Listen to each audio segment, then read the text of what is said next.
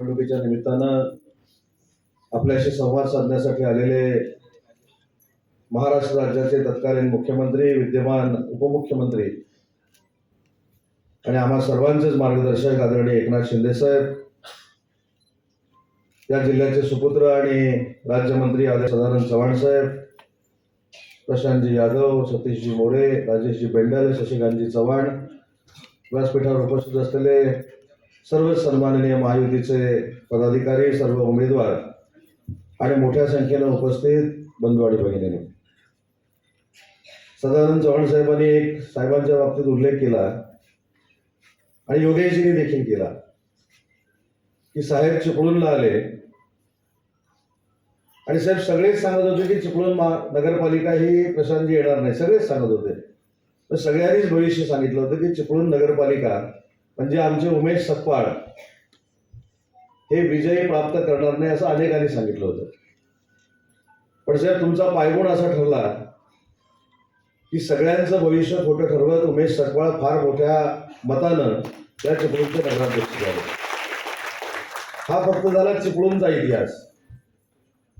थोडंफार मी माथेरानपासून सांगतो की माथेरान असेल, खालापूर असेल, महाड असेल, योगेश दादांची खेड नगरपालिका असेल, चिपळूण असेल, माझी रत्नागिरी नगरपालिका असेल, गुहागर असेल, देवरुख असेल, लांजा असेल आणि राजापूर मतदारसंघ असेल.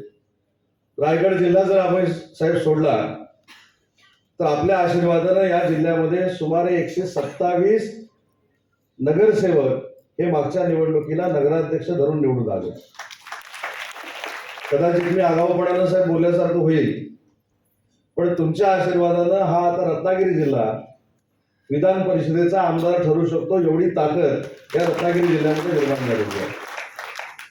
आणि म्हणून तुम्ही केलेली विकासाची कामं साहेब, हा मेळावा ज्या सभागृहामध्ये होतोय, चिपळूणचे साहेब अनेक पत्रकार सहकारी या ठिकाणी उपस्थित आहेत. साहेब 15 ते 20 वर्ष इथं जर साहेब तुम्ही आला असता तर हा कोंडवाडा होता, म्हणजे इथं काहीच नव्हतं. अनेकांनी आश्वासनं दिली होती, अनेकांनी येऊन नारळ फोडले होते, परंतु इथं काय सभागृह इंदिरा गांधी सांस्कृतिक केंद्र उभं राहिलं नव्हतं. साहेब एकदा चिपळूणच्या प्रवासामध्ये एकदा फक्त तुम्हाला फोन केला होता, चव्हाण साहेब बरोबर आहे ना साहेब, एका फोनवर या सभागृहासाठी तुम्ही 12.5 कोटी रुपये दिले आणि आज इंदिरा गांधी सांस्कृतिक केंद्र चिपळूणच्या सांस्कृतिक नगरीमध्ये दिमागदार पद्धतीने उभा आहे. साहेब तुम्ही या शहरासाठी जवळजवळ 140 कोटी रुपयाची नळपाणी योजना दिली. इथं शिवसृष्टी झाली, इथं इंडोर स्टेडियम झालं, इथं नारायण तलाव म्हणून आहे, तिथे साहेब आज शेकडो लोक चालायला जातात. हे सगळे पैसे, हा सगळा निधी हा आपल्या नेतृत्वाखाली आम्हाला मिळाला, माझ्या मतदारसंघामध्ये देखील मिळाला. आणि म्हणूनच या कोकणातल्या सगळ्या नगरपालिका वंदनीय बाळासाहेबांच्या विचाराच्या तुमच्या नेतृत्वाखाली आम्ही आणू शकलो, हा सार्थ अभिमान आम्हाला सगळ्या शिवसैनिकांना आहे. साहेब जिल्हा परिषद पंचायत समितीची निवडणूक आहे, 56 जिल्हा परिषदेचे सदस्य आहेत, त्याच्या दुप्पट पंचायत समितीचे सदस्य आहेत. सर मी जबाबदारीनं सांगतो की रत्नागिरी जिल्हा परिषदेवर 2/3 मेजॉरिटीनं आम्ही भगवा फडकू, याच्यामध्ये कुठेही शंका असण्याचं काही कारण नाही. साहेब योगेशजी असतील, मी असतील, आम्ही सगळे सहकारी म्हणून काम करत असताना आम्ही अतिशय कार्यकर्त्यांना ताकद देण्याचा जो निर्णय घेतला आहे हा आपल्याकडे बघून घेतलेला आहे. कारण आमच्या निवडणुका झाल्या, आमच्या निवडणुकांमध्ये आज असलेल्या सगळ्या उमेदवारांनी आमचं पत्रक घराघरापर्यंत पोहोचवलेलं आहे आणि आज पत्रक वाटणाऱ्या कार्यकर्त्याची निवडणूक आहे. त्याच्यामुळे त्यांच्या मागे देखील आम्ही पहाडासारखे तुमच्या नेतृत्वाखाली उभे आहोत. आणि म्हणूनच जबाबदारीनं सांगितलं की 2/3 मेजॉरिटीनं रत्नागिरी जिल्हा परिषद आम्ही जिंकू आणि 9च्या 9 पंचायत समितीवर सभापती हे साहेब आपलेच भगवे असतील, तिथं दुसरा कुठचाही सभापती असणार नाही. एवढं साहेब चांगलं वातावरण रत्नागिरी जिल्ह्यामध्ये आहे. आपण केलेली विकासाची कामं आणि आपण दिलेला विकासात्मक निधी, साहेब अनेक लोकांना विकासाचा निधी मागायची अशी सवय होती की या साली जर विकासाचा निधी मागितला तर 5 वर्षांना कधीतरी 25% यायचा, पण तुमच्याकडे विकासाचा निधी मागितल्यानंतर 5 मिनिटांमध्ये येतो. हे रत्नागिरी जिल्ह्यानं मागच्या 3-3.5 वर्षामध्ये बघितलेलं आहे. आज ग्रामीण भागाची निवडणूक आहे आणि ग्रामीण भागाच्या निवडणुकीमध्ये साहेब आपण मुख्यमंत्री असताना प्रचंड या रत्नागिरी जिल्ह्यामध्ये काम केलंय. रत्नागिरी जिल्ह्याला मेडिकल कॉलेज दिलं, रत्नागिरी जिल्ह्याला इंजिनिअरिंग कॉलेज दिलं. हा जो नॅशनल हायवे जो पूर्ण आहे तो पूर्ण करण्यामागे देखील साहेब आपल्या सरकारमध्ये आपला पुढाकार हा मोठा होता. आणि आता विद्यमान मुख्यमंत्री देखील पुढाकार घेतात, त्याच्याबद्दल दुमत असण्याचं काही कारण नाही. परंतु ही सगळी विकासाची गंगा रत्नागिरी जिल्ह्यामध्ये जी आली ती साहेब तुमच्या नेतृत्वाखाली आली. आणि अनेक कार्यकर्ते साहेब सांगतात, अनेक कार्यकर्ते, मी जबाबदारीने सांगतो की ज्यावेळी तुमचा दौरा रत्नागिरी जिल्ह्यामध्ये असतो त्यावेळी शिवसैनिकांसाठी ती दिवाळी असते. बरोबर ना? काल आपण जे मिटिंग घेतली साहेब, तुमच्या येण्यानं जी ऊर्जा निर्माण होते कार्यकर्त्यांमध्ये, आम्ही तर निवडून घेणारच आहोत, पण तुमच्या येण्यामुळे जे मताधिक्य मिळेल ते शिवसेना भाजपच्या उमेदवारांना अतिशय मोठं मताधिक्य मिळेल, हा देखील माझा शब्द पालकमंत्री या नात्यानं आपल्याला. साहेब बघा, अजून एक चिठी आली, ते म्हणजे एक काम विसरला तुम्ही सांगायला. साहेब, ही नगरपालिका निवडून आली, नगरपालिकेच्या सत्काराला मी इकडे आलो आणि साहेब मी मुंबईला आलो आणि तिसऱ्या दिवशी साने गुरुजींची जन्मशताब्दी होती, जयंती होती.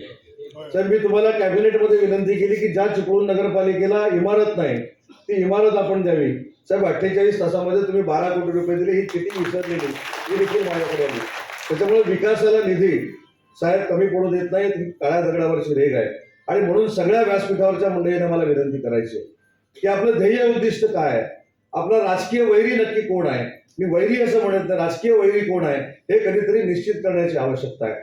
जर शिंदे साहेब पायाला बिंगडी लागल्यासारखे महाराष्ट्रामध्ये फिरतायत, देवेंद्रजी देखील फिरतायत, तर आपण सगळ्या दोन्ही पक्षांनी कुठेतरी पहिलं ठरवून घेतलं पाहिजे की आपला राजकीय वैरी हे योगेश कदम आहेत की राजकीय वैरी उभाट आहे, हे कधीतरी साहेब आपण ठरवण्याची गरज आहे.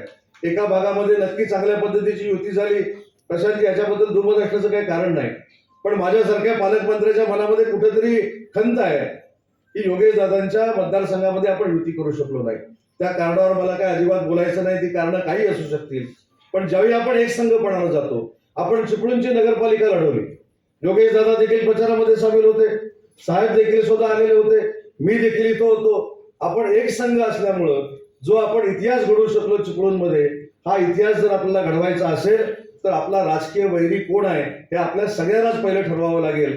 आम्ही सांगतो म्हणून उभाटा तुमचा राजकीय वैरी आहे असं मानण्यामध्ये काही कारण नाही, कारण जो त्रास साहेबांना झालाय, जो त्रास आम्हाला सगळ्यांना झालाय, आम्ही जो त्रास भोगलाय, हा कोणाच्या योगेशी नशिबी आलेला नाही, जो तुम्हाला आणि मला माहिती आहे.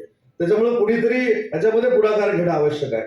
शेवटी जिल्हा परिषदेची इमारत साहेब, आज जिल्हा परिषदेची इमारत उभी राहते. तुम्ही व्यासपीठावरचे सगळे सदस्य अतिशय भाग्यवान आहात. हे सगळे निवडून साहेब तुम्ही दिलेल्या 100 कोटीच्या नवीन जिल्हा परिषदेच्या इमारतीमध्ये जाणार आहे. त्या इमारतीच्या उद्घाटनाला देखील साहेब तुम्हाला यायचं आहे. त्याच्यामुळे यांची बसण्याची आणि यांच्या एसीची व्यवस्था ऑलरेडी साहेबांनी करून ठेवलेली आहे. फक्त माझी विनंती आहे की एसीत बसल्यानंतर ज्यांनी निवडून दिले त्यांना फक्त थंड करू नका, कारण साहेब परिस्थिती अशी झालेली आहे, तुम्ही एवढे साहेब पैसे दिलेत, म्हणजे रत्नागिरी शहरामध्ये आला आणि तुम्ही जर साहेब जिल्हाधिकारी कार्यालय बघितलं तर महाराष्ट्रातलं सगळ्यात चांगलं जिल्हाधिकारी कार्यालय 150 कोटीचं रत्नागिरी शहरामध्ये होतंय. पोलिसांची साहेब आपण सोय केली, पोलिसांसाठी आम्ही साहेब गेली 25 वर्ष घरं मागत होतो, पण या पोलिसांच्या घरांना देखील जवळजवळ 160 कोटी रुपये तुम्ही दिले आणि चिपळूणची घरं देखील बांधून झाली आणि आज रत्नागिरीमध्ये देखील पोलिसांची घरं होत आहेत. त्याच्यामुळे ग्रामीण भागाच्या विकासाला देखील कुठं खंड पडणार नाही. आज जिल्ह्याचा पालकमंत्री म्हणून मी देखील शब्द देतो, ग्रामीण भागामध्ये अनेक ठिकाणी रस्ते करण्याची सुविधा माझ्या मार्फत निधी दिला जातो. मी या साहेबांच्या साक्षीनं सांगतो की ज्या ज्या ठिकाणी अशा पद्धतीचा निधी द्यावा लागेल तो निधी देखील माझ्याकडनं 100% दिला जाईल. हा पालकमंत्री या नात्यानं आपल्या सगळ्यांना शब्द देतो. जास्त वेळ घेत नाही, साहेबांचं मार्गदर्शन आपल्याला ऐकायचं आहे, पण जमलेल्या सगळ्या शिवसैनिकांच्या, भाजपाच्या कार्यकर्त्यांच्या वतीनं, आरपीआयच्या कार्यकर्त्यांच्या वतीनं साहेब पुन्हा एकदा आपल्याला शब्द देतो की अजिबात चिंता करण्याची आवश्यकता नाही. 9 तारखेला तुमच्या वाढदिवसाची भेट म्हणून रत्नागिरी जिल्हा परिषद आणि रत्नागिरी जिल्ह्यातल्या 9च्या 9 पंचायत समिती आम्ही तुमच्या आशीर्वादासाठी आणू, हा शब्द देतो. पुन्हा एकदा साहेबांचं रत्नागिरी जिल्ह्यामध्ये मनपूर्वक स्वागत करतो आणि माझं मनोगत संपवतो. जय हिंद, जय महाराष्ट्र. धन्यवाद सावंत साहेब.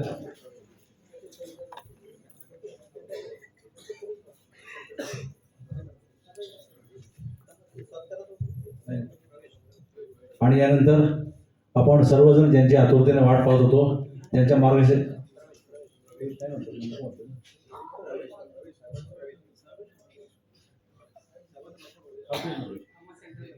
त्या आदरणीय आपल्या पक्षाचे मुख्य नेते आणि उपमुख्यमंत्री, लाडक्या बहिणींचे लाडके भाऊ माननीय एकनाथजी शिंदे साहेबांना विनंती आहे आपण सभेला संबोधित करावं. एक मिनिट.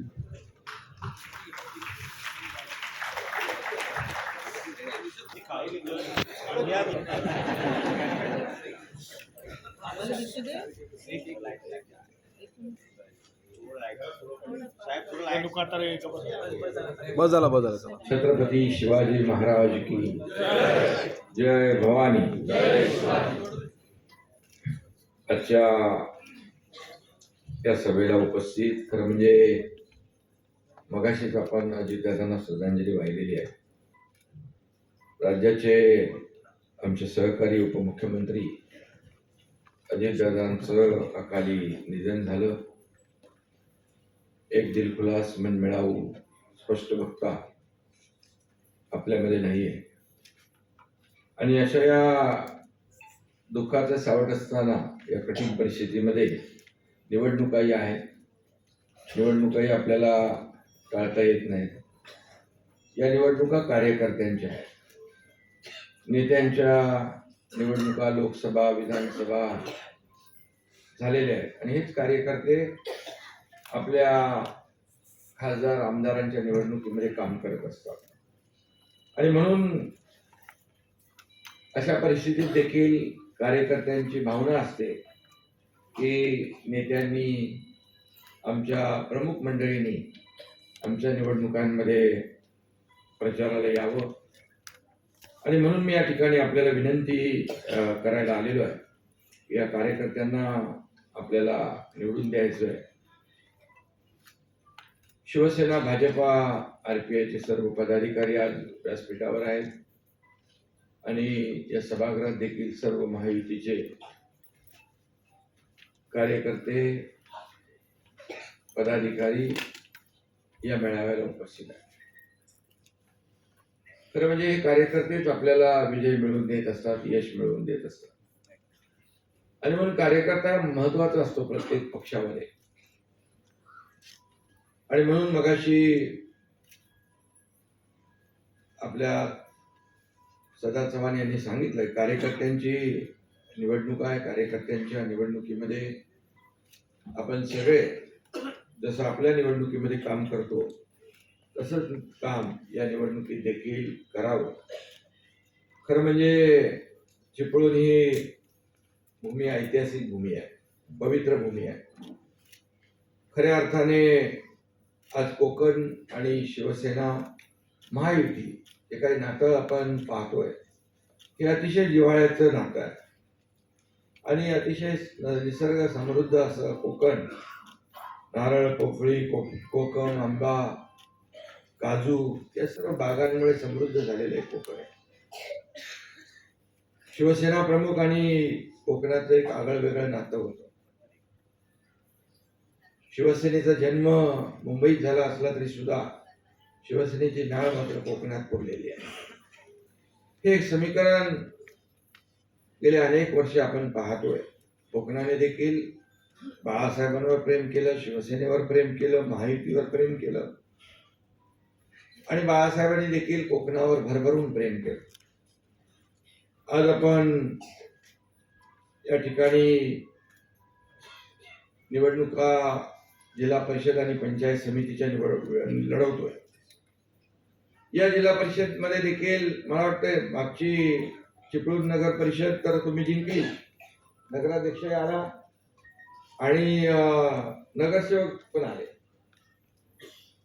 अनेक इतिहास घडवला. आणि या जिल्हा परिषद मध्ये पण कोणीतरी बिनविरोध आलाय का पंचायत समितीमध्ये? इथे कोकणात देखील काही ठिकाणी आपले महायुतीचे लोक आले बिनविरोध. विजयाची सुरुवात या ठिकाणी झालेली आहे. खरं म्हणजे झालेल्या विधानसभेच्या निवडणुका आपण पाहिल्या. लाडक्या बहिणी इकडे मोठ्या संख्येने आहेत आणि लाडक्या बहिणीने विधानसभेत चमत्कार घडवला. खरं म्हणजे लोकसभेमध्ये आपण निकाल पाहिला होता, पण अगदी उलटा निकाल, चमत्कार लाडक्या बहिणींनी विधानसभेत दाखवला आणि 232 आमदार महायुतीचे निवडून आले. हा या महाराष्ट्रातला इतिहास आहे. आतापर्यंतच्या महाराष्ट्राच्या इतिहासामध्ये कधीही 232 जागा आल्या नव्हत्या. त्यामध्ये लाडक्या बहिणी आणि लाडक्या भावांमुळे शक्य झालं आणि त्यामुळे आपल्या मनापासून मी धन्यवाद देतो. खरं म्हणजे मुख्यमंत्री मी असताना 2.5 वर्ष जे काम केलं ते आपल्या समोर आहे. आता अनेक लोकांनी सांगितलं यासाठी निधी दिला, यासाठी निधी दिला. मला तर खरंच काहीच माहीत नाही आहे. माझ्याकडे आला त्याला मी निधी दिला, तो चांगल्या कामासाठी वापरावा एवढीच माझी अपेक्षा होती. आणि म्हणे कधी पक्षभेद केला नाही. जे जे आमदार माझ्याकडे यायचे, खासदार यायचे, त्यांना मी मुख्यमंत्री असताना पत्रावर सही करून द्यायचो. आणि त्यामुळेच या कोकणात देखील भरघोस असा निधी विकास कामांना या ठिकाणी देता आला. खरं म्हणजे विकास कामांना पैसे द्यायचे नाही तर कधी द्यायचे. आणि म्हणून मी मुख्यमंत्री असताना 2.5 वर्षाच्या कालावधीमध्ये अनेक विकास प्रकल्प आपण पुढे नेले, अनेक लोकाभिमुख कल्याणकारी योजना आपण पुढे नेल्या. 2.5 वर्षानंतर आता देवेंद्रजी काम पुढे नेत आहेत. आमची टीम म्हणून आम्ही काम करतो. अजितदादा दुर्दैवाने आपल्यात नाही, पण ते देखील म्हणायचे की आतापर्यंतच्या महाराष्ट्राच्या इतिहासामध्ये सगळ्यात जास्त विकास कामांच्या पत्रावर सही करणारा मुख्यमंत्री कोण, तर एकनाथ शिंदे. आणि मलाही त्याचा समाधान आणि आनंद आहे. तर माझ्या एका सहीमुळे अनेकांचे जीव वाचतायत, अनेक प्रकल्प सुरू होत आहेत. मी मुख्यमंत्री असताना मुख्यमंत्री सहायता निधीमधून 460 कोटी रुपये आणि जवळपास 70 ते 80 हजार 90 हजार रुग्णांना त्याचा फायदा झाला. शेवटी हे पैसे लोकांचे आहेत. हे जो काही निधी मुख्यमंत्री सहायता निधी हा लोकांसाठीच वापरला पाहिजे आणि त्यांच्या जीव वाचवण्यासाठीच वापरला पाहिजे असा मानणारा मी कार्यकर्ता आहे. आणि म्हणून या ठिकाणी अनेक विकासाचे प्रकल्प या ठिकाणी आलेत. हे सभागृह देखील त्यातूनच झालंय. अनेक सभागृह या ठिकाणी झालेली आहेत. उदय सामंत यांनी मगाशी सांगितलं, पाणी पुरवठा योजना असेल, अनेक रस्त्यांची कामं असतील, अनेक लोकाभिमुख कल्याणकारी प्रकल्प असतील, योजना असतील, अनेक योजना. मगाशी कुठलं एक तुम्ही सांगितलं राहिलेलं होतं ते नगरपालिकेची. नगरपालिकेत निवडून दिल्यानंतर बसायला जागा पाहिजे की नाही, काम कुठून करणार. मी ताबडतोब पैसे दिले आणि जिल्हा परिषदेची देखील तजवीज करून ठेवलेली आहे आपण. त्यामुळे शेवटी लोकप्रतिनिधी म्हणून काम करत असताना चांगलं प्रशस्त सोयी सुविधांचं कार्यालय असलं पाहिजे. लोक येतात, लोकांच्या समस्या सुटल्या पाहिजे, त्यांना न्याय मिळाला पाहिजे, ही भावना प्रत्येकाने ठेवली पाहिजे. आणि म्हणूनच अशा या परिस्थितीमध्ये विकासाला आम्ही प्राधान्य दिलेलं आहे आणि विकास हाच आपला अजेंडा आहे. आणि म्हणून आजच्या या अशा परिस्थितीत देखील साधेपणाने आपण प्रचार करतोय.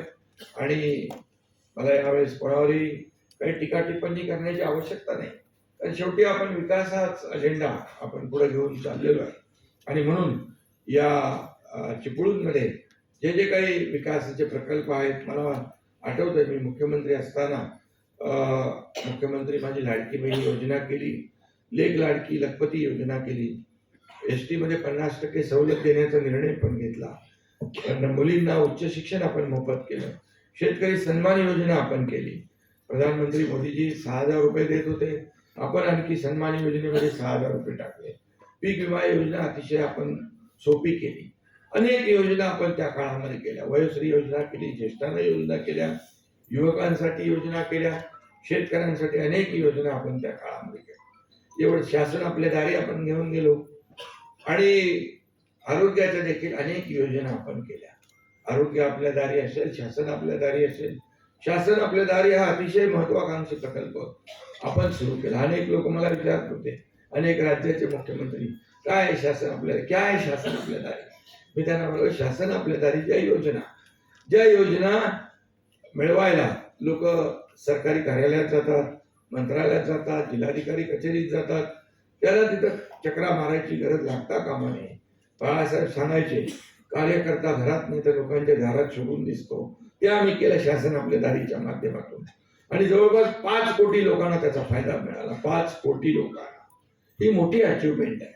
शेवटी काही योजना अशा असतात की त्या मिळवता माणूस कंटाळून जातो आणि योजना सोडून देतो. पूर्वी लाभ नव्हते का, होते. लाभार्थी नव्हते, होते. योजना नव्हत्या का, होत्या. परंतु त्या पोहोचल्या पाहिजे सर्वसामान्य माणसापर्यंत, ही भूमिका आम्ही घेतली. आणि सर्वसामान्यांचं सरकार आम्ही म्हणतो, मग सर्वसामान्य माणसाला न्याय मिळाला पाहिजे. आणि म्हणून या सगळ्या योजना करत असताना लाडकी बहीण योजना सगळ्यात आवडती योजना माझी कुठली असेल तर लाडकी बहीण योजना. आणि ही देखील सुरुवात कशी झाली आपल्याला मी सांगू इच्छितो. मी देखील एक शेतकऱ्याचा मुलगा आहे, गरीब कुटुंबातून मी पुढे आलो. मी देखील माझ्या आईची पत्नीची काटकसर पाहिली, ते कसा महिना चालवायचा, कसं करायचं ते मी डोळ्याने पाहिलेलं आहे. तर मी जेव्हा मुख्यमंत्री झालो त्यावेळेस मात्र एक ठाम निश्चय केला, माझ्या लाडक्या बहिणी मातांसाठी एक योजना करायची. आणि त्यामधून लाडकी बहीण योजनेचा जन्म झाला आणि लाडकी बहीण योजना सुरू झाली. अनेक लोकांनी त्याच्यामध्ये विरोध केला, अनेक लोकांनी टीका केली, अनेक लोक कोर्टात गेले, हे काय लाडकी बहीण योजना होणार आहे का, हे काय 1500 रुपये का पुरणार आहेत का, हे काय असं झालं का तसं झालं का. परंतु अनेक लोकांनी विरोध करून देखील काही त्यांना ती थांबवता आली नाही. कारण मुख्यमंत्री पदावर एकनाथ शिंदे होता, माझ्याबरोबर देवेंद्रजी अजितदादा होते. आणि म्हणून ही योजना जी सुरू केली आम्ही, अतिशय यशस्वी योजना. ही योजना सुरू करणं मोठं धाडस होतं. किती खर्च वर्षाला माहीत आहे? 45,000 कोटी रुपये वर्षाला आपल्याला या योजनेला लागतात. 2.5 ते 3.25 कोटी महिला लाडक्या बहिणींना हा लाभ मिळतो. आणि म्हणून ही योजना सुरू केल्यानंतर अनेक माझ्या लाडक्या बहिणींनी आपल्या प्रपंचाला साथ दिली, आपल्या कुटुंबाला आधार दिला. काही लाडक्या बहिणी एकत्र येऊन त्यांनी व्यवसाय सुरू केला, छोटा मोठा व्यवसाय सुरू केला, बचत गट काढले, क्रेडिट सोसायट्या काढल्या. अनेक सक्सेस स्टोरी आहे त्यामध्ये. आता काही लोक म्हणतात कशाला केलं, असं झालं, त्याच्यामुळे अर्थसंकल्पावर भार आला. हे जेव्हा आपण बघतो तेव्हा असंही पाहिलं पाहिजे की या लाडक्या बहीण योजनेमुळे काय काय याचा जर सर्वे केला तर अनेक अशा गंभीर कथा स्टोरीज, सक्सेस स्टोरीज आपल्या समोर येतील की अनेक लोकांनी हेच पैसे पुन्हा अर्थव्यवस्थेमध्ये आणले, अर्थव्यवस्थेला चालना दिली. काही लोकांनी तर घरामध्ये एका अगदी दुर्गम भागामध्ये आमचा एक पदाधिकारी गेला होता.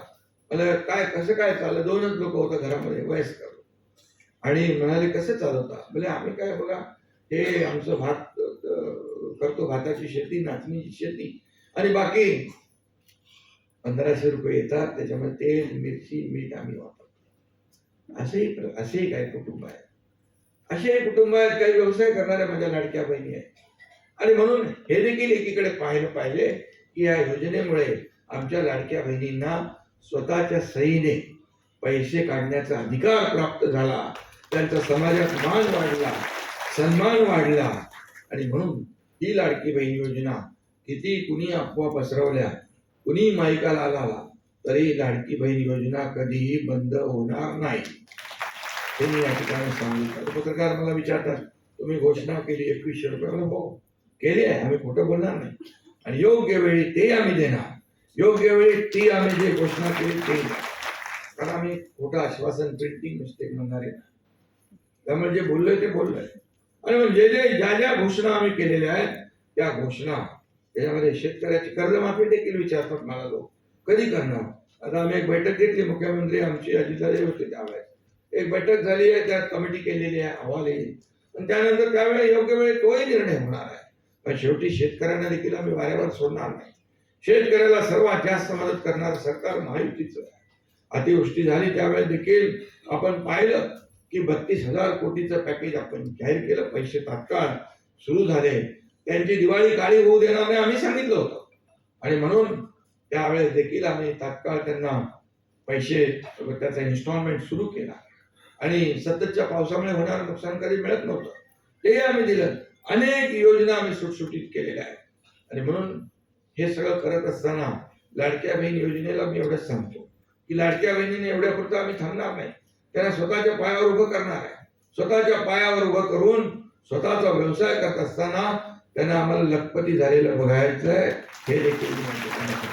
आणि त्यासाठी केंद्र सरकारने देखील कालच्या परवाच्या बजेटमध्ये देखील आदरणीय प्रधानमंत्री मोदीजींनी या ठिकाणी लाडक्या बहिणींसाठी, शेतकऱ्यांसाठी, उद्योगासाठी, आरोग्यासाठी अनेक योजना या ठिकाणी आणलेल्या आहेत. सर्वसामान्य माणसाला काय पाहिजे ते देण्याचं काम केलेलं आहे. सर्वसमावेशक असं बजेट आहे.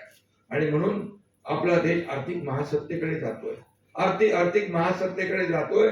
हा तिकडे जाण्यासाठी एक दमदार पाऊल या बजेटच्या माध्यमातून टाकलेलं आहे. आणि म्हणून हे देखील केंद्र आणि राज्य सरकार जे आहे हे सर्वसामान्य माणसाचा विचार करते. आणि म्हणूनच मी आपल्याला एवढंच सांगेन की ज्या काही योजना आपण केलेल्या आहेत, या योजना आमचा 80% समाजकारण, 20% राजकारण. बाळासाहेबांनी जो मूलमंत्र दिला आहे, आनंदीगे साहेबांनी जो काही गुरुमंत्र दिलेला आहे, सर्वांची जिथं आपत्ती तिथे शिवसेना, जिथे संकट तिथे शिवसेना. इथं मला वाटतं महापूर होता तेव्हा मी आलो होतो या भागामध्ये, कोल्हापूरमध्ये होता तेव्हाही गेलो होतो, इथे आला त्याही वेळेस पूर आला, मी सगळी यंत्रणा घेऊन आलो होतो. शेवटी या छोट्या नगरपालिका आहेत, यांचा जीव छोटा आहे आणि संकट मोठा आहे. आणि मग त्यावेळेस पूर्ण यंत्रणा या ठिकाणी आल्यानंतरही स्वच्छता, साफसफाई, या ठिकाणी तर साथीचे आजार पसरले असते. तो आयुक्त कमिशन शिव तर रडतच होता. म्हणजे ते एवढं सगळं बघून, एवढं सगळं संकट बघून मला काय करणार आहे बा, काळजी करू नको, एकनाथ शिंदे आलेला आहे, त्यामुळे काळजी करण्याची कारण नाही. त्यामुळे तिथं मोठमोठी कामं असतात, मोठी संकट येतात, तिथे आपण पोहोचतो. ईर्ष्यावाडी सारखी घटना झाली, मी मुख्यमंत्री असताना तिथे पोहोचलो. शेवटी मुख्यमंत्री म्हणजे काय, सर्वसामान्य कार्यकर्त्याच्या मागे उभं राहणं, सर्वसामान्य माणसाच्या जनतेच्या मागे उभं राहणं. मुख्यमंत्री पोहोचले की सगळी यंत्रणा पोहोचते. मला तिथं उदय सामंत वगैरे अनेक मंत्री होते, मला बोलले जाऊ नका तिकडे वरती, पार असा कडा होता, वरतीची परिस्थिती भयानक. त्यावेळेस वादळ वारं होतं, धुकं होतं, आणि अशा काळात ते मदत यंत्रणा काम करत होती, बचाव यंत्रणा काम करत होती. अतिशय वरती भयानक दृश्य होतं. ज्यांच्या घरातली लोक मयत झाली होती, मुलं मयत झाली, त्यांच्या आई वडिलांचा आक्रोश मी तिथे ऐकत होतो. फार मनाला वेदना देणारी परिस्थिती होती. एकीकडे वरून खाली काय आणायचा विषयच नाहीये, सायकल पण जाऊ शकत नाही, फक्त चालत जायचंय. एकीकडे जे दगावलेले, मृत्यू झालेले, त्यांचे त्या खड्डे खरून त्याच्यामध्ये त्यांना दफन करण्याचं, गाडण्याचं काम, माती देण्याचं काम सुरू होतं. एकीकडे ढिगारा उपसण्याचं काम सुरू होतं. कसा काय एकनाथ शिंदे खाली बसून माहिती घेऊ शकतो? हा एकनाथ शिंदे कार्यकर्ता आहे, कार्यकर्ता म्हणून काम करत होता. मुख्यमंत्री म्हणून होता त्यावेळी कार्यकर्ता म्हणून काम केलं, आजही कार्यकर्ता म्हणून काम करतोय, उद्याही कार्यकर्ता म्हणून काम करणार. आणि म्हणूनच मी या कार्यकर्त्याच्या निवडणुकीमध्ये आलेलो आहे. कार्यकर्त्याची निवडणूक असते, हाच कार्यकर्ता आपल्याला मोठा करतो. हाच कार्यकर्ता प्रत्येक पक्षाचा बॅकबोन असतो, आणि या कार्यकर्त्याच्या जीवावरच आपण सगळं डोलारा सांभाळत असतो. आणि म्हणून या कार्यकर्त्याच्या निवडणुका आहेत, ग्रामीण भागातल्या निवडणुका आहेत, जिल्हा परिषद पंचायत समिती म्हणजे अगदी गावातल्या निवडणुका आहेत. आणि म्हणून या गावातल्या निवडणुका गावाला विकासाकडे न्यायचा असेल आपल्याला, तर निश्चितपणे विश्वास तर आपण सगळ्यांनी दिलाय. एवढा आत्मविश्वास आमच्या इथल्या महायुतीच्या नेत्यांनी दिलेला आहे की नक्कीच या रत्नागिरी जिल्ह्यावर भगवा फडकल्याशिवाय राहणार नाही. ही काळ्या दगडावरची भगवी रेख आहे, फक्त त्यामध्ये किती लीड द्यायचा हा तुम्ही ठरवायचा. आणि म्हणून मी जो आलोय तुम्हाला विनंती करायला आलो. आणि म्हणून मी या ठिकाणी एवढंच सांगेन की येणाऱ्या 7 तारखेला आपण या महायुतीला विजयी करायचा आहे. धनुष्यबाण असेल, कमळ असेल, दोन निशाणे आहेत, या निशाणे समोरचं बटन दाबायचं आहे आणि सर्वच्या सर्व उमेदवारांना विजयी करा अशी विनंती मी तुम्हाला करण्यासाठी मुद्दाम इथं आलोय. त्याचबरोबर काही मला या ठिकाणी सांगितलंय, पैसे किती दिले ते का मी सांगत नाही, ते मी कधी हिशोब ठेवतच नाही, कारण एवढे प्रकल्पाला पैसे दिले की आता तो हिशोब ठेवणं, कारण मी या हाताने दिलेले या हाताला देखील कळू देत नाही, असा माझा स्वभाव होता पहिल्यापासून, आताही. आणि म्हणूनच मला काय मिळाले यापेक्षा सर्वसामान्य जनतेला काय मिळालं, या महाराष्ट्रातल्या तमाम लोकांना काय मिळाले पाहणार एकनाथ शिंदे. आणि म्हणूनच किती प्रॉपर्टी कमवली, किती पैसे किती कमवले, किती संपत्ती कमवली, यापेक्षा किती माणसं कमवली आणि माणसांचं प्रेम कमवलं हे माझ्यासाठी मोठं. मी अनेक ठिकाणी जातोय या प्रचार सभेमध्ये, पण माझ्या लाडक्या बहिणी तर म्हणजे 4-4, 6-6 तास या ठिकाणी सभेत असतात, रस्त्यावर असतात, दुतर्फा असतात, सगळे भाऊ असतात, ज्येष्ठ असतात, सगळे ते आपुलकीने एक असे म्हणजे एक मायेचा, एक जिव्हाळ्याचा तो विषय असतो. आणि आशीर्वाद द्यायला रस्त्याच्या दुतर्फा ते चित्र पाहिल्यानंतर एक समाधान वाटतं की 2.5 वर्षात जे केलेलं काम आहे ते मार्गी लागलं, त्याचं चीज झालं. आणि म्हणूनच 2.5 वर्षात केलेल्या कामामुळे 232 जागा महायुतीच्या निवडून आल्या. आता देखील वर्षभरामध्ये देवेंद्रजी आणि आमची टीम काम करते, हे राज्याला पुढे नेतोय आम्ही. आज उद्योगधंदे येत आहेत, 30 लाख कोटीचे उद्योग मध्ये त्याचे करार झाले. देवेंद्र मुख्यमंत्री होते, उदय सामंत होते. आणि म्हणून कोकणात देखील या ठिकाणी मोठ्या प्रमाणावर प्रकल्प आले पाहिजे, पाण्याच्या योजना झाल्या पाहिजे. पाणी भरपूर पाऊस पडतोय पण वाहून जात आहे, आणि म्हणून ते आपल्याला अडवलं पाहिजे, थांबवलं पाहिजे, जिरवलं पाहिजे. यासाठी देखील आपण योजना करतोय. आज आपण कोकणामध्ये ग्रीनफील्ड रस्ता करतोय, समृद्धी हायवे सारखा, अगदी थेट मुंबई पासून, अलिबाग पासून या ठिकाणी पूर्णपणे सिंधुदुर्गापर्यंत, गोव्यापर्यंत. आणि तो देखील ग्रीनफील्ड रस्ता, त्याचं डीपीआरचं काम सुरू झालेलं आहे आणि कामही लवकर सुरू होईल. या कोकणाच्या विकासासाठी देखील आपण एक प्राधिकरण करतोय, कोकण विकास प्राधिकरण. त्याला देखील बळ देतोय आपण.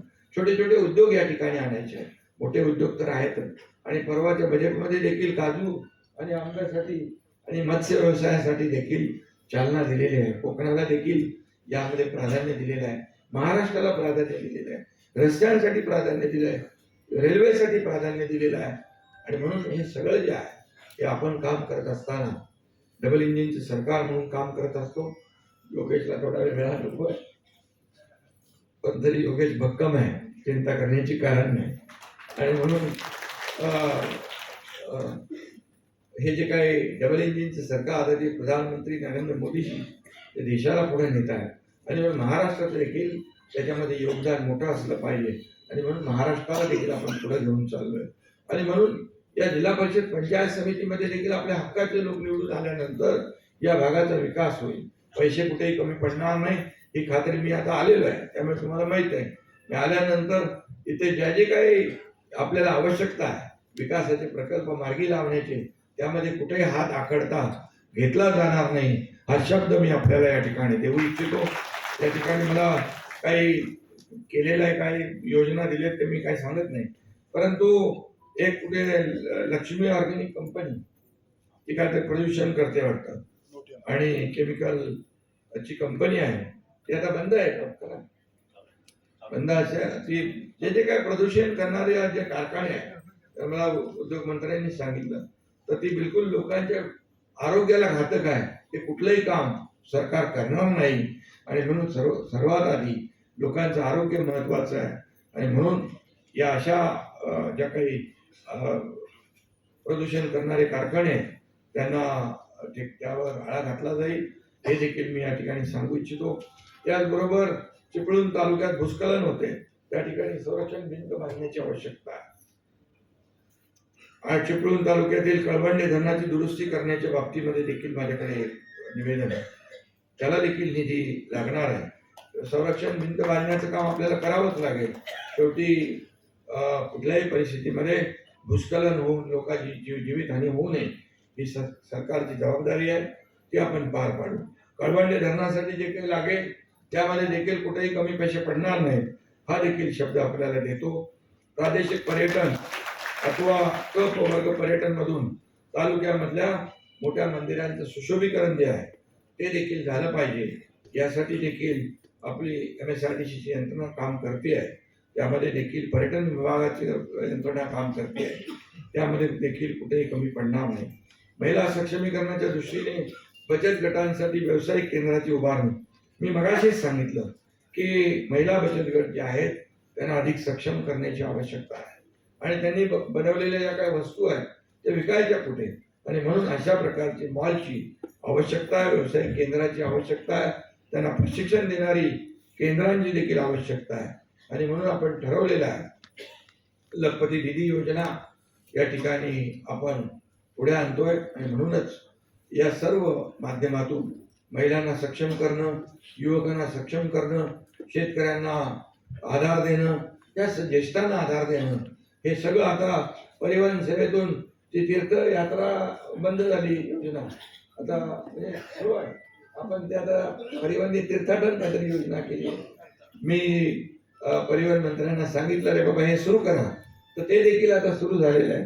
तीर्थक्षेत्र कुठे कुठे जे ज्येष्ठांना जायचं असेल तर आपल्या त्या ST मधून जशी 50% सवलत माझ्या लाडक्या बहिणींना दिली, ज्येष्ठांना तर आपण मोफत केले, पण या तीर्थक्षेत्र जे आहे ते दर्शन त्यासाठी देखील आपण योजना केली, नवीन किती योजना केलेल्या आहेत आपण. त्यामुळे आपण एवढंच काम करायचं आहे की सरकारने केलेल्या योजना लोकांपर्यंत पोहोचवा आणि जे त्या भागातल्या काही समस्या आहेत त्या आमच्यापर्यंत पोहोचवा, त्याचा निकाल लागेल आणि त्या सोडवल्या जातील एवढीच आपल्याला खात्री देतो. आणि पुन्हा एकदा मी सांगतो, चिपळूणच्या विकासामध्ये, चिपळूणमध्ये आपण भरभरून या ठिकाणी जागा महायुतीच्या निवडून द्या हे मी सांगायला आलोय. आणि म्हणून मगाशी सदा चव्हाण मला सांगत होतो की मला पण काहीतरी काम पाहिजे. तुम्हाला एक काम नाही, जबाबदारी चांगली मिळेल, काही काळजी करू नका. आणि शेवटी कार्यकर्ते काम करणारे पक्ष, आपला शिवसेना पक्ष हा कार्यकर्त्यांचा आहे. कार्यकर्त्यांचा सन्मान वाढवणार आहे. तर कोणी मालक नाही, कोणी नोकर नाही, सर्व आपण कार्यकर्ते आहोत. त्यामुळे कार्यकर्त्यांचा सन्मान करणारा हा पक्ष आहे. महायुतीने आपण निवडणुका लढवतोय, एक ताकदीने या ठिकाणी आपण पुढे जातोय. मला विश्वास आहे चिपळूणमधल्या सर्वच्या सर्व जिल्हा परिषद आणि पंचायत समित्या आपण जिंकल्याशिवाय राहणार नाही, अशा प्रकारचा विश्वास या ठिकाणी व्यक्त करतो. आणि जाता जाता एवढंच सांगतो की तुमचं जे काही 7 तारखेला मतदान जे आहे, फक्त उमेदवाराला मतदान करण्यापुरतं नाही आहे. या चिपळूणचा भविष्याचा फैसला करणारी निवडणूक आहे. या भवितव्याची निवडणूक आहे, विकासाची निवडणूक आहे. तुमचं मत म्हणजे विकासाला मत आहे, तुमचं मत म्हणजे कामाला मत आहे. आणि म्हणूनच जी कामं झाली ती झालेली आहे, पण ज्या कामांना, उर्वरित कामांना जो निधी लागणार आहे तो निधी कमी पडणार नाही, हा शब्द एकनाथ शिंदे तुम्हाला द्यायला आलेला आहे. मी एकदा शब्द दिला की शब्द आपल्याला माहिती मी पाळतो.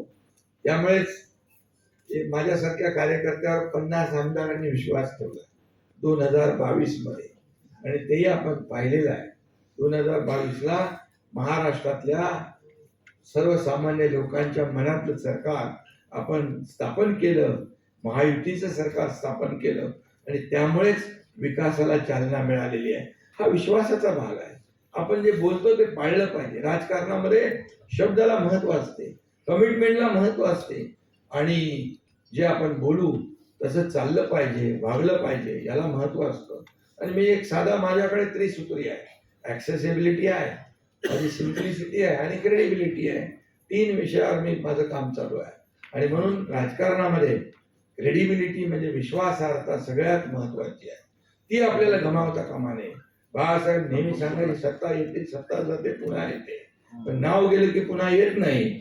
आणि म्हणून ते नाव टिकवण्याचं काम आपल्याला प्रत्येकाने केलं पाहिजे, अशा प्रकारची भावना या ठिकाणी व्यक्त करतो. पुन्हा एकदा आपल्या सगळ्यांना मनापासून धन्यवाद.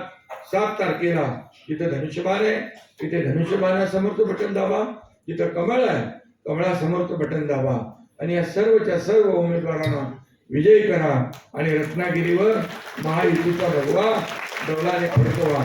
जय हिंद, जय महाराष्ट्र.